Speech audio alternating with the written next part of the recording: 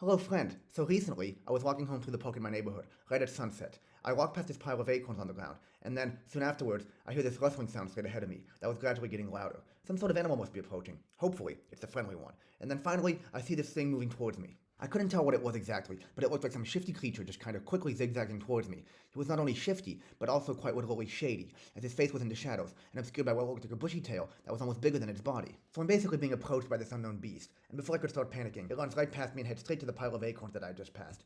Oh, okay. It's not out to get me, but it is out to get those acorns. It passed me so quickly that I wasn't able to get a good look at it, but it must have been a squirrel. And that's also interesting timing, because a few hours earlier, a friend had told me that the origin of the word squirrel was derived from the fact that they have a huge tail that casts a shadow on their face. I was skeptical of what my friend was saying at the time, and had pledged to do some research later to confirm what he claimed. And so this incident, in which I was almost accosted by a shady, bushy-tailed squirrel, admittedly led me to believe that my friend might actually be right, and my subsequent research proved that, unlike the face of a squirrel facing east at sunset, the evidence supporting my friend's claim was in fact quite clear.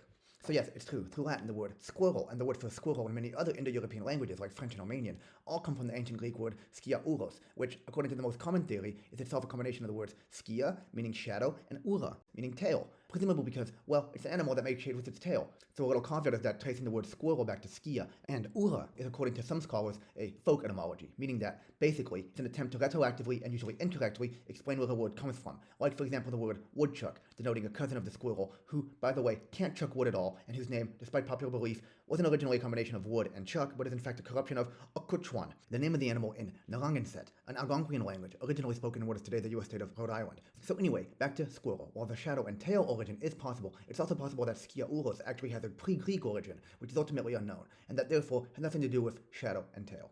So yeah, and then this idea of a folk etymology likely casts a shadow of doubt on this whole video, and perhaps makes this origin story a tall tale, so to speak. But because the concept of thinking of a squirrel's tail as a shade maker and a caster of shadows appealed to me, and apparently lots of other folks, I thought I'd nevertheless share it with you all. Thanks for watching.